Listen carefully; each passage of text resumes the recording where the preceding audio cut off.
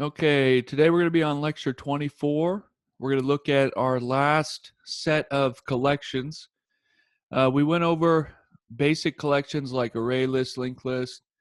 Then we looked at tree set. Then we looked at hash map. Okay, those are really common collections in Java. There's more. There's definitely more collections than that, but those are some of the most famous ones. And then today we're going to look at collections not only for storing data, but also being stored on the view. So we'll look at different collections that we can use for our final project, but also collections that will be visualized. So go ahead and go to lecture 24, download the zips. Okay, you'll see 3 of them there. We're going to take a look at ListView demo 1 as well as 2, and then we'll look at login form. We'll actually take a look at CSS and how to implement CSS in a JavaFX project.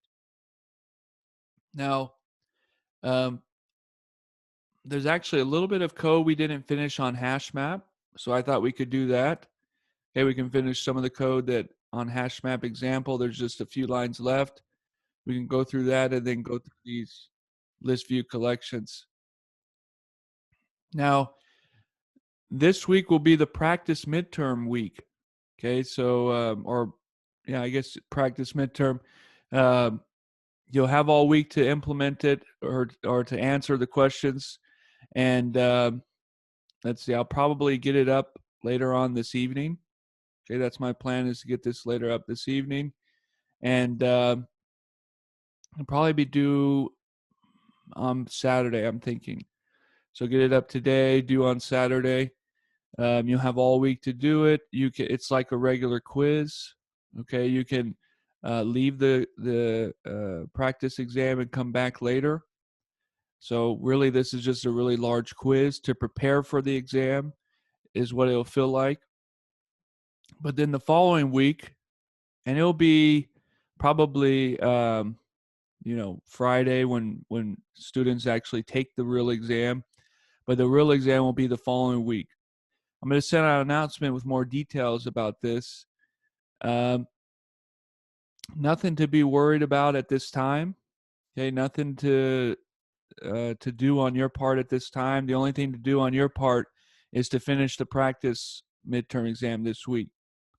But what you'll want to do is kind of go back over some of the old quizzes, go back over some of the beginning challenges, see if you had any issues with concepts, and then just take the practice exam. After the practice exam, I will release a study guide that will really help you for the real exam.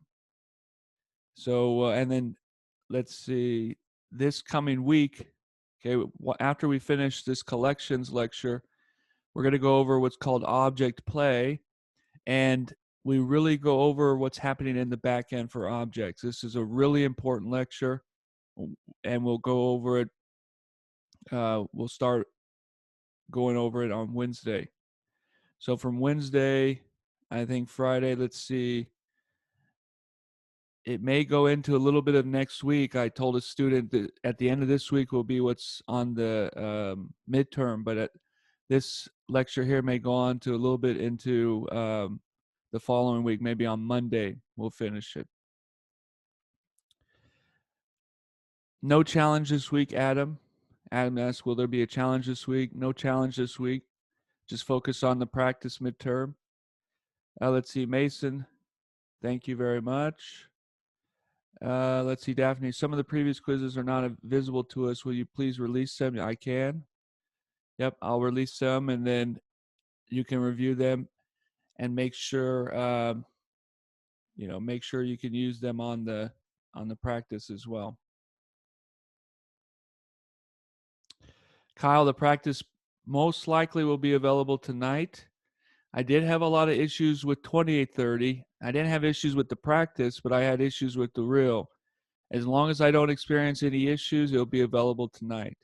Okay, so I'll get that up probably this evening. I have a few meetings and then office hours. After my office hours, this is what I plan to get up and work on.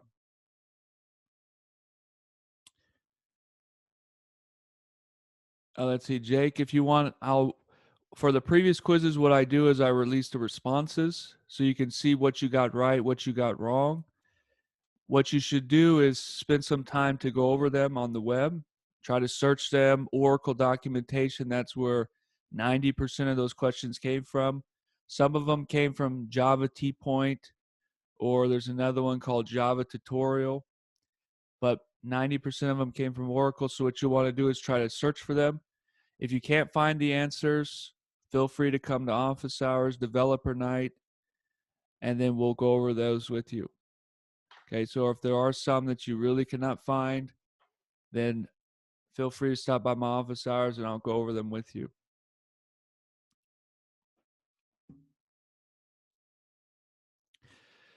Okay, let's go. We're on lecture 24. Download these zips. Okay, I'm actually going to start with hash map. We pretty much got done with the super generics last time. So if I open that up, the only thing was in the main that the this thing array that we made right at the end could have been a little bit longer. We actually made, 4 or 5 objects there. But conceptually, we got it done. We need to go back to hash map. Okay, we're working on that on Friday. Let's open up hash map. Let's finish this up. Okay, we kind of ran out of time. I really wanted to get over generics. One thing in the generics that I'll remind everybody that you're going to see coming up on the practice is in the thing class, we actually made a generics, or sorry, in the super array class, we made a generic class by putting this diamond annotation. And if you go on the Oracle docs, you'll see E is the most common character to put there. And on the quiz, on the practice midterm, you're going to see it's going to ask you about 1 generic type. It's also going to ask you about 2 generic types. And if I go over to the Oracle docs, okay, if I go over to Oracle and I look up generics,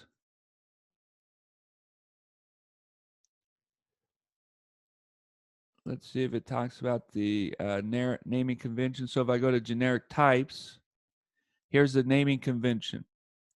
So you'll see E, it's the most common.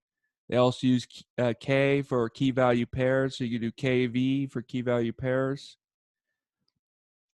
A lot of times if you use E, the most common character to use next will be F, capital F.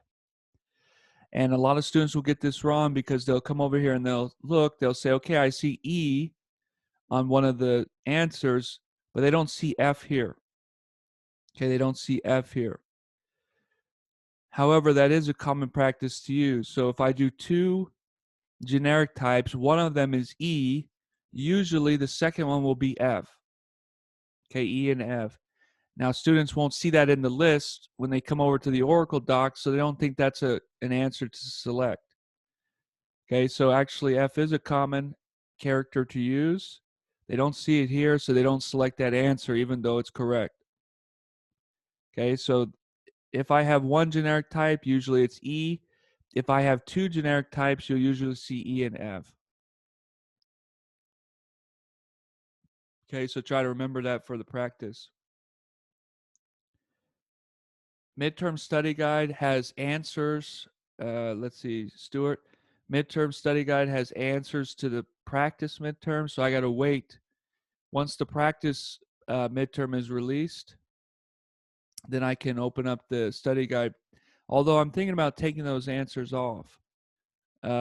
It's actually like a document that I give out to everybody. So maybe I can take those answers off and then release the study guide. So I may put that up this evening as well if I can make it fair for the rest of the class. Okay, open up hash map. Let's finish this up. So we ended with using an iterator, trying to get the keys and the values. Okay, we're trying to get keys and values. Now you'll see these for loops. Okay, these for loops are actually kind of like what you can call a built-in iterator, but technically it's still a for loop here.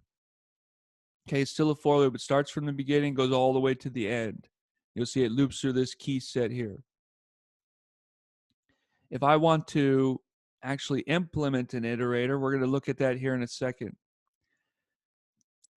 For hash map, we can also get very specific keys. So you'll see if I want to get a value from a very specific key, I can specify what I want to, what value I want to get back. Okay, so I specify, remember, hash maps are key value pairs. So if I specify the key, what I'll get back is the value. Okay, so that's important to remember for a hash map. If you specify the key, you'll get back the value.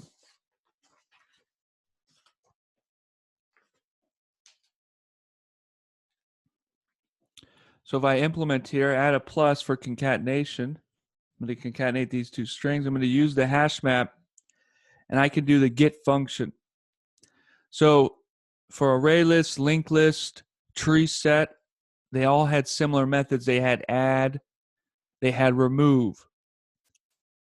Okay, for a hash map, it's a little bit different. I have put and I have get. So if I do get, I can specify the key. So let's say I specify the key of roll. You'll see if I specify the key of roll, it's going to return back student. Okay, usually you can't access the keys itself. So if I want to actually get back a key, it's a little bit hard, but I can get back the entire key set.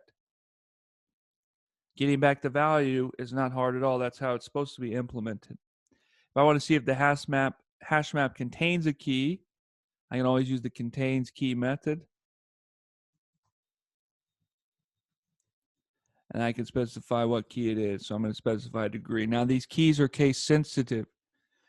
They go through that hash function. I don't know if you remember on Friday I talked about the hash function. They go through the hash function, so they are case sensitive. So for example, if I do contains keys with a capital D, okay, you're not going to see anything released or not going to see anything returned. They also have a contains value method. Okay, so I can look for the value of student. Now this is usually not very common either. Okay, to search through all the values, but Java does have a built-in method here to look through the values. Stuart, I will do that. Okay, if I take them off, once practice is over, I'll put them back on. But you may have to remind me on that Monday, let's see, like the following week. So let's say 1 week from today, if you don't see the answers back up, just remind me in class and then I'll put them up. Okay, removing from the hash map. They still have that same remove method, but how it's implemented is a little bit different. Okay, but I still call the remove method. So I can call key and value, or I can just specify the key. Okay, so usually you specify the key because the keys are unique. So all you need is the key. So if I remove, let's say, name, okay, we can run this and see if the hash map size decreases. So if I run this, okay, you'll see the original hash map. Here's the keys, here's the values. You'll see value from a specific key. So I put in roll that returns student. You'll see contains key or contains value returns true or false. Lowercase d returns true. Uppercase D returns false. We remove the name. Hash map size was 4. Now it goes down to 3. I think that's one of the biggest things I see students do in interviews is they will use the dot length like a regular array. So they'll say hash map dot length, or they'll say ArrayList dot length. And a lot of interviewers will see that and then know you don't implement very many collections if you use the dot length property versus the dot size method. Okay, I think that's a common mistake. So let's look at our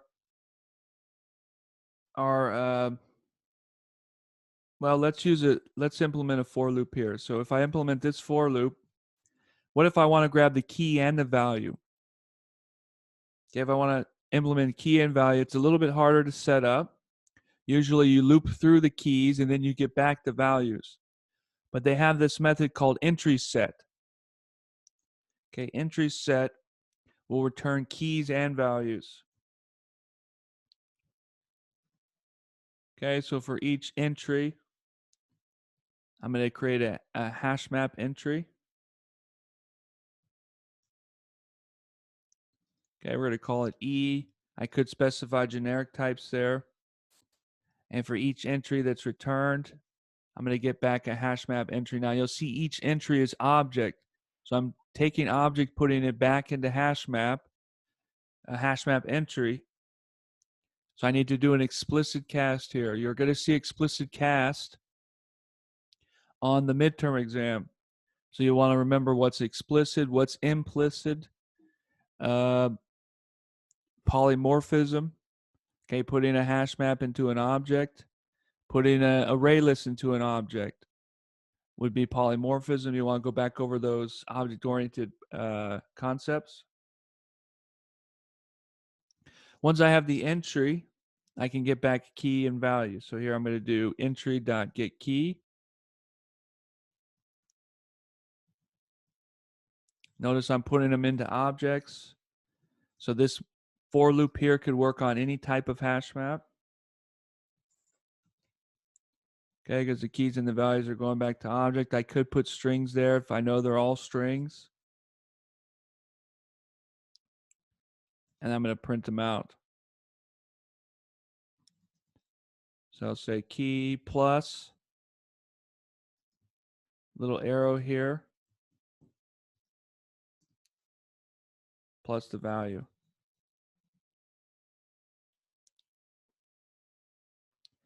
Okay, again, this is telling me I can do a for each.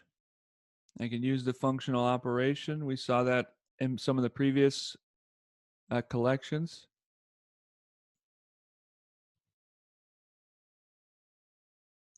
And you'll see it prints out here. It's only size 3 now, but you'll see I can print out key and value.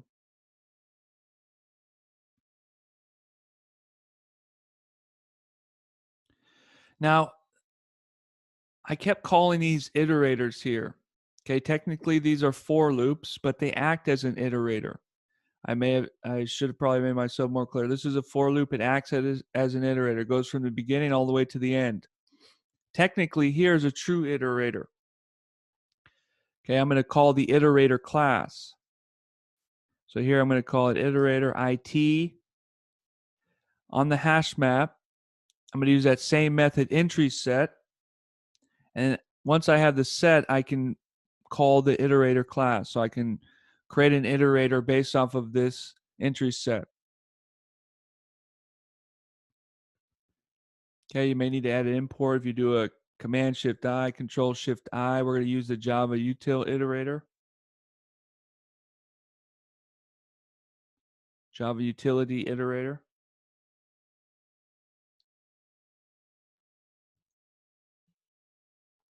And here's what an iterator looks like. It's a while loop. Okay, it's a while loop. And you're going to go until it has the next. So you'll say while the iterator has something that's next coming up,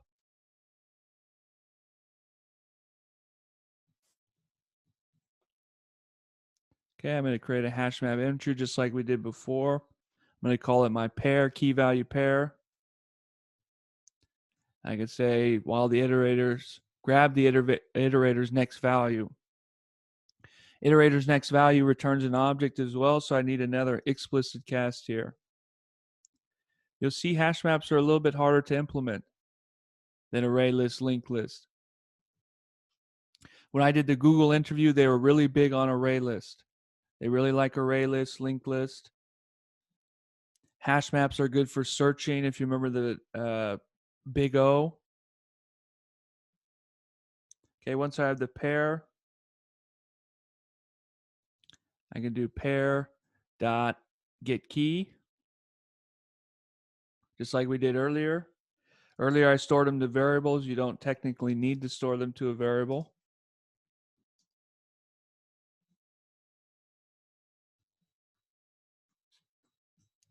I'll print out the key value pair.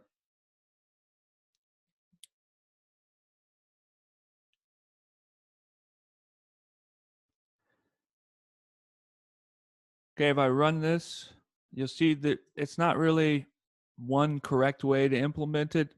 This is a for loop. It's saying loop through each entry in the entry set. Here I have an iterator. Okay, I call the iterator method, creates an iterator on the entry set, and then I have a while loop. Okay, while it has next, do the same thing. So this for loop and this iterator are essentially doing the same thing. It's just two different ways to implement it. You'll see I use the iterator. NetBeans is telling me to convert to a for loop. If I click on it, okay, it's something similar to what we implemented up here. The reason why I'm going over iterators is because in my Google interview, they asked me to implement my own iterator class. So I have the iterator class here. It basically has one method, one main method here, which is called iterator, creates an iterator on the entry set. Okay, so you may see this on an interview coming up, depending on what company you apply for. If I run it, okay, this is pretty much it. You'll see here's before the iterator prints out the same thing. So two ways to accomplish the same thing. If I want to remove elements, I can call the iterator, and they actually have the remove function. So they have a lot of built-in functionality in this iterator class. Okay, so I can remove elements, loop through, do something. Once I'm done, remove it.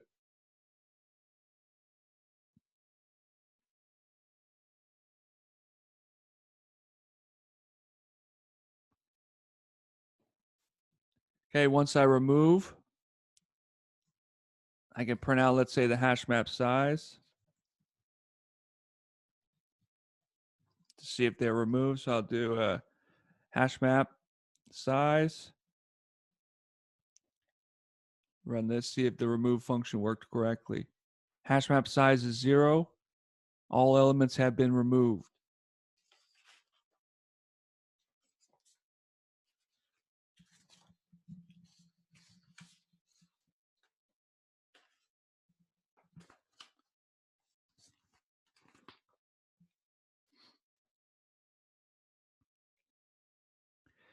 Okay, not too much that we need to finish, just a few for loops talking about iterators.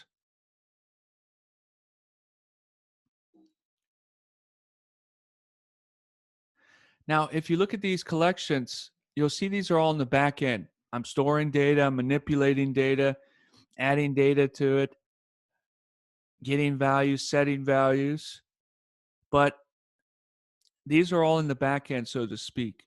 You can't really put them on the view. So if you look at our lecture today, go to lecture 24. Let's take a look at ListView Demo 1. These are all for front end. In fact, a lot of students use this for their final project. Final projects are around the corner. We usually do the midterm.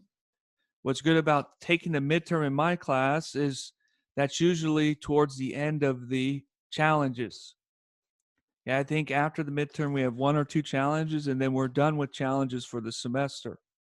Once we're done with challenges, we're implementing final projects.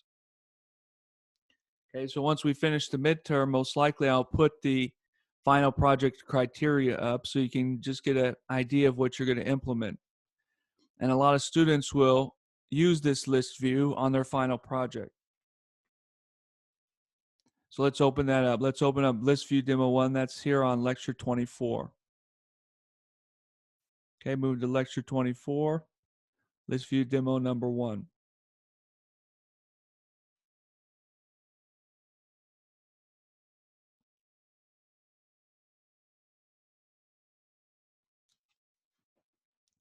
Okay, in ListView Demo 1, we're going to create a different type of collection. It's not only just a Java collection. If I come back to HashMap real quick, just for a second,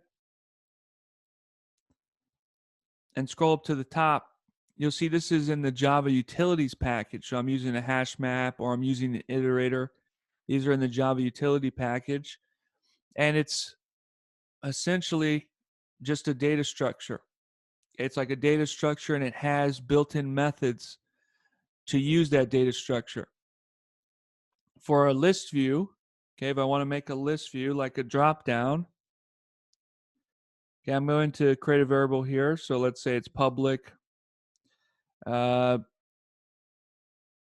can even put it as final, but it's going to be an observable list. Okay, we're going to call it observable list. And I'm going to call this my list items. Why are we going over collections? For the final project, you have to implement a collection. So a lot of students will implement a hash map or implement an array list. Also, they'll usually have some drop down, maybe on a login or on a home page, they'll have a drop down like this. So they may have a few collections, but that's one of the requirements for the final project. You have to have a collection. And then the collections that we just went over, array list, linked list, hash maps, you don't really need to know how to implement them, but you need to understand, for the midterm at least, for the final project you need to implement them. For the midterm, you need to understand conceptually what's an array list, conceptually what's a linked list, and then the things that I really test on are which ones should you use. So what is the best time for an array list? What's the linked list better at than an array list? As far as in terms of complexity, time complexity, space complexity, those are important questions. So you see this is an FX collection. So if I search the FX collection, I'm going to use an observable array list. Okay, so it's still an array list. It's just going to be observable on the UI. Okay, so I have an observable array list. I call that my list items. Then I have what's called a list view. Okay, so I set some size. I'm going to add elements to the list view. Okay, so you see I'm taking the list view, I'm doing add all. I could call the add method as well. So this is adding it to my observable array list. And then once I have my observable array list, I can add it to the list view. So I'll say list view set items. You'll see the set items method here, the parameter is an observable list. Okay, it's an observable list. So I have to have an observable list that goes into the list view.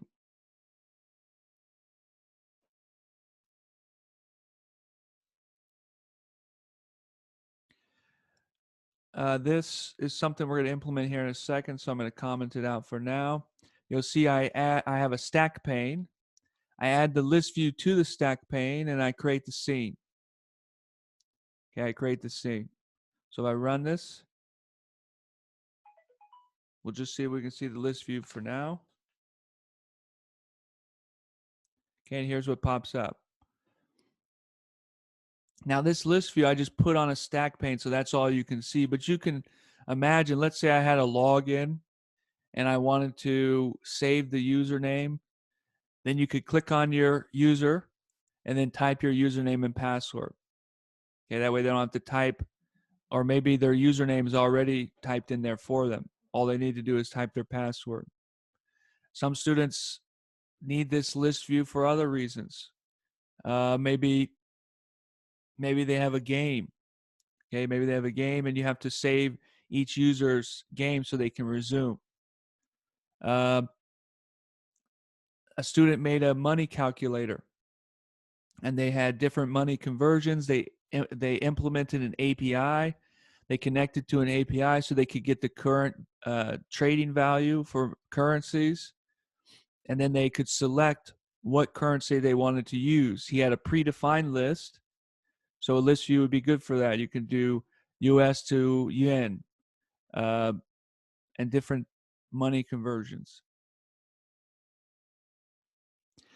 Now this is similar to almost to like a fire property change. If you remember the fire property change, you'll see I have a list view and then I'm adding a listener to it. Okay, it's kind of a weird way to implement this. You'll see it's an observable value. You'll see the generics type like we implemented before, but it has a question mark followed by extends string.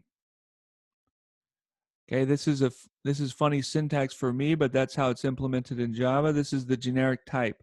Doesn't really matter what comes in here as long as it's some descendant of string. Okay, so it could be string itself or some class that extends string. So you'll see here the old values of string, the new values of string. Essentially all we're storing are strings in our observable array list. I can actually define the generic type up here, string, and every time you select something, in comes string. So I have the new value and the old value. So if I run this, okay, put this on there, it's almost like an event listener. So this is how you grab the values and what the user selected. So if I select Nick, you'll see new values Nick, old values null. Select Susan. Okay, you'll see new values Susan, old values Nick. And if I keep selecting elements, this is how you get the selection in a list view.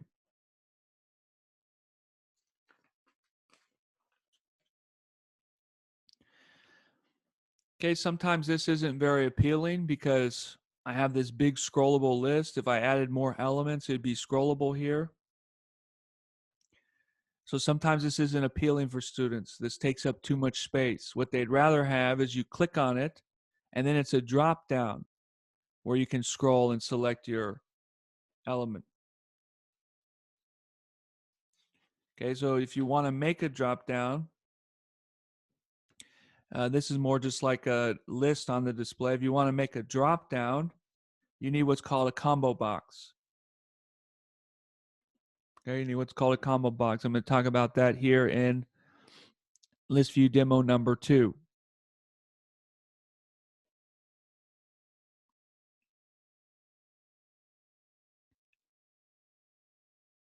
Any questions here on ListView demo number 1?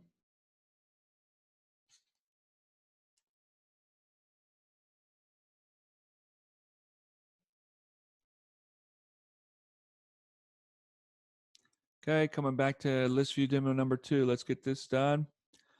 Almost done, then we'll look at CSS. Okay, CSS is a common thing that students will also implement for their final project. You see, I'm making this observable list static and final. So you see final keywords or final variables are all caps.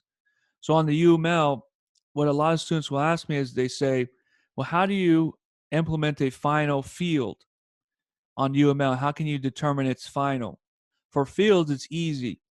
Okay, for fields, it's just they're all caps. That's how you know they're final. So on the UML, I would have put this is data all caps. By putting it as all caps, I know it's final. And then by underlining it, I know it's static. So that's how I would know this is a static final variable on a UML. If I have final methods, usually what you'll do is you'll put that final annotation there. We put an annotation for enumerations. We put an annotation for constructor. The most common way is to put the final annotation there for the method. Okay, so I'm going to make 2 of these actually if I want to drop down. So I'm going to copy this. Okay, that way I don't have to type it all over again. I'm going to put one right above it. And I'm going to call this names. Okay, one's going to be names, one's going to be data. So if I scroll down here, I have 2 array lists now if I want this drop down. And doesn't mean you have to have 2. I'm going to show once I show you this, you may not need so many drop downs. Maybe you just need 1. So you could just do 1 observable list. But for me, I'm going to have a list view and a combo box at the same time. So you see I put in data in the constructor. Okay, earlier we called the set method. Okay, by putting in the constructor, it's the same thing for that list view. and you'll see I set editable equal to true. So what I want to do is click on the list view, and then a combo box appears. Okay, so you'll see I have data. I had all the keys just like before. Names is new, so we haven't implemented that yet.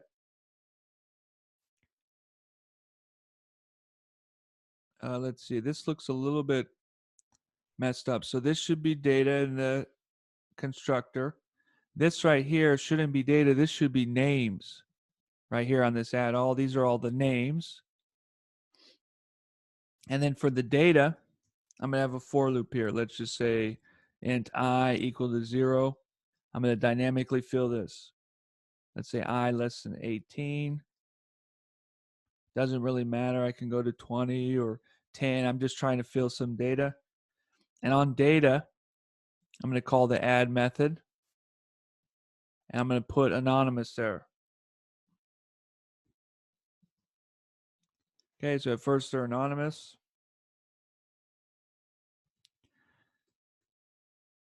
Okay, you'll see I call the set method there. And then here comes the combo box. So here comes the drop downs. This is the most important part for this coding example. So on the list view, I'm going to do set cell factory with a combo box. Okay, in JavaFX, it's called the combo box. That's your drop down. I'm going to call for list view and pass in names as a parameter. So each list view is going to have data. Once you click on it, it's going to turn into a combo box.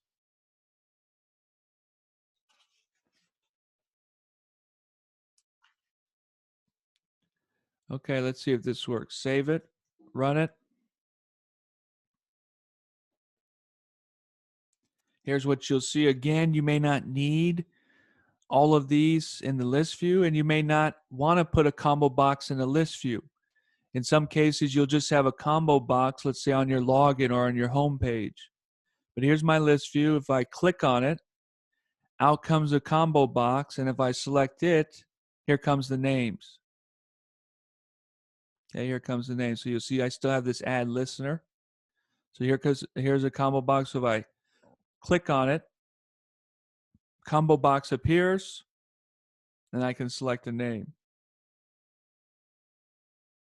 So again, this is combo boxes in a list view. If I just wanted the combo box, I can have that as well. It's just a combo box like this. Then when I select it, here's all the values that they can select.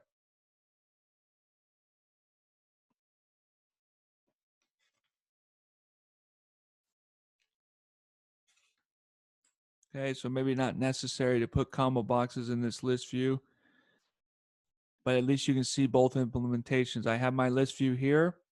I also have a combo box.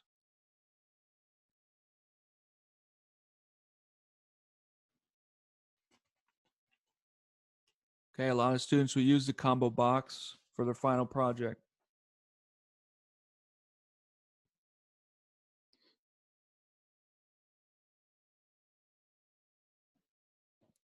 Okay, we got one left, which is looking at CSS. Okay, one left that's looking at CSS. This is a really important part for the final project. You probably haven't used CSS yet, but when you have your final project, you're going to have several files. So you have a login, you may have a home page, you may have an add data page. So you may have a lot of different scenes there. We're going to talk about how to switch scenes here in a little bit, but you may have a lot of scenes. You may have your login scene, your home page, your add data page. So you have all these different pages, and it'd be silly to set CSS on all of them. So what you can do is use an external CSS, which is what we're about to do. We're going to have an external CSS, and what's nice about that is I can import that same CSS file for every page, and then my site, or not my site, I guess it'd be my FX project. You can actually turn the FX project to a site, but my JavaFX project will be the same for each page. So let's say I want to use a particular font, and I want that font to be applied to all the titles on the page. Well, then I could use external CSS. Or let's say I have a background color or images on the display, and I want to use those same on all three. Remember, we're trying to write as little code as possible, so we don't want a bunch of duplicated code. Same with the CSS. No reason to put titles or 25 pixels on 3 different pages. Instead, use an external CSS and then import that for each page. Let's see, Michael, ListView.set cell factory for an editable list of values. I'm not sure what you're asking there, but I have it set editable to true so I can click on the element. Once I click on it, it sets the cell factory to a combo box.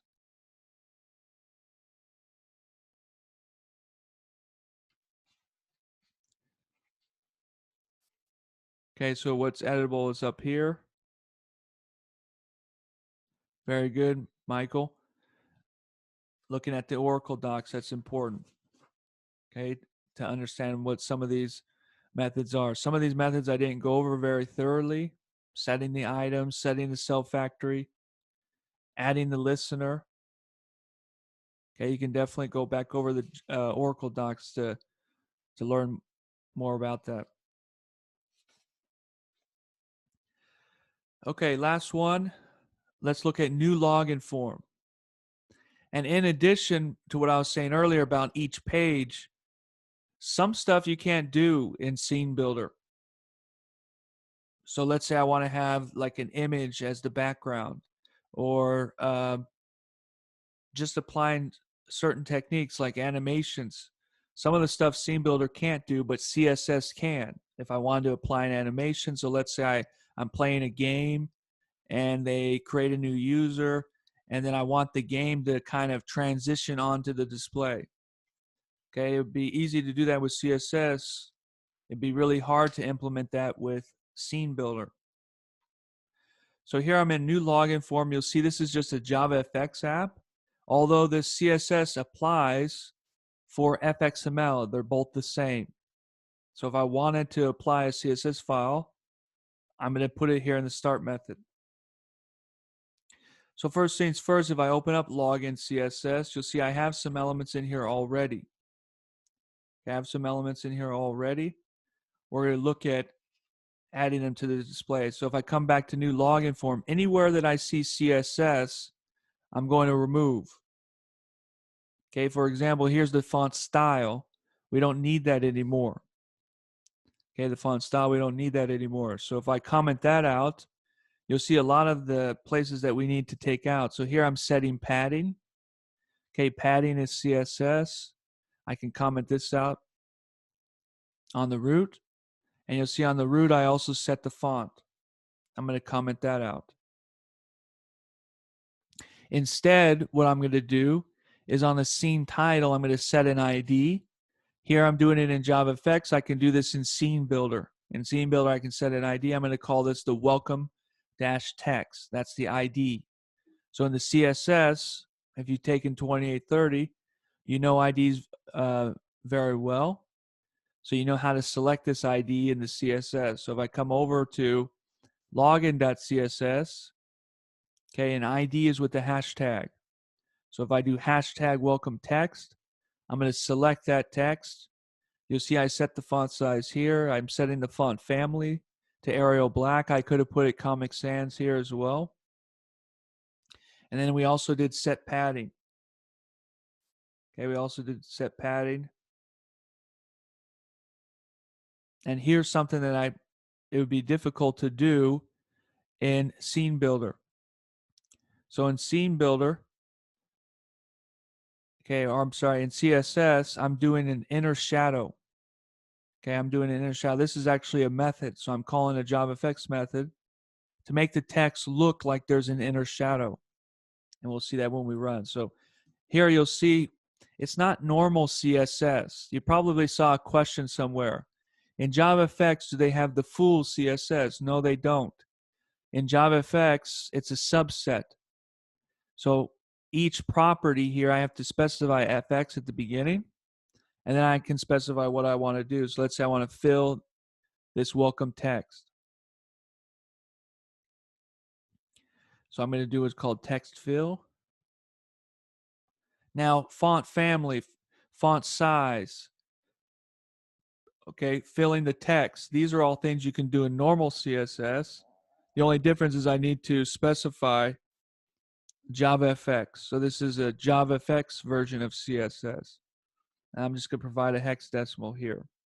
So just 81, 81, 81 all the way over. You'll see JavaFX CSS properties turn blue. Okay, JavaFX CSS properties turn blue. Now this is putting a specific ID there. If I use the class called label or the class called root, those classes are going to be defined automatically. So if I create a label, class label is already defined on it. So if I come back to new login form, here's my label. You're going to see I'm not going to put any class side on there. I'm just going to remove this set font. And since this is a label, class label, I can use the CSS class label as well. So I'm going to change the font size, make it bold, change the color, and do a drop shadow. Okay, we'll look at what this drop shadow looks like. Okay, here I have a text field. I'm not going to do anything with it, but here's another label. Since I'm using a class, classes with a period, and that class will be used on all the labels. Usually for an ID, it's used on one specific element. Classes are used on multiple elements. Okay, so I have two labels here, and that class will be used on both.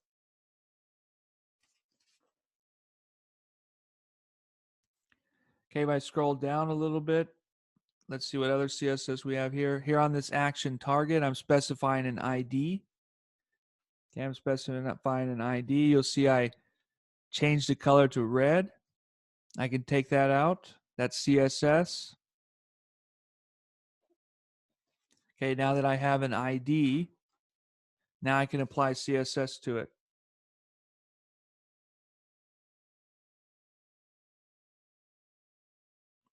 Okay, so anywhere you see set font or set fill, I'm going to do that here in the CSS. So if I come down, you'll see I set the fill here to lime. So instead of calling set fill, I just say fill. I had it as red. It's not going to be lime. You'll see I also apply CSS on the buttons. And I also have a hover over effect. So when they hover over, I apply different styles. If I run this, you're not going to see anything. The most important thing is connecting the CSS file. Where do you do that? You do that in the mains. If I scroll down, it's right before you show the stage. So I create the scene. Then I could have set the style. And then I could have set the scene. The order's not too important here. The most important thing is on the scene, I'm going to get the style sheets because there may be more than one. I can have multiple style sheets on a scene. I'm going to add a new one. From the login form class, I'm going to get a resource called login CSS, and I need to call this toExternalForm. Okay, toExternalForm. So now if I run it, okay, you'll see how nice this login form looks. One, I have a background image here. Okay, when I have a background image, you'll see the fonts here. Okay, the fonts look really, really neat. And here on the login button, you'll see if I hover over, it applies different colors. Okay, so I can type in username Nick, password Nick, sign in, and you'll see this is lime green. Okay, so a good color scheme, nice buttons, hover over effect. I had the drop shadows here. This login page definitely looks much better than the one that we implemented before because we're using CSS. I see some questions there. I'm going to come back here in a second. Put your name and pop it in on the chat so I can get you for the attendance. Okay, put your name and pop it on the chat so I can get you for the attendance. On Wednesday, it's going to be one of the most important lectures for the midterm exam. Okay, so make sure you're here on Wednesday. Wednesday is very important. It's kind of a slower lecture, but conceptually, it's an important one, and it's one that students have the most questions on. So Wednesday is a very important lecture. We're going to be preparing for the midterm exam. Okay, so make sure you try to come on Wednesday. We're going to go over objects and understanding what happens to objects underneath the hood.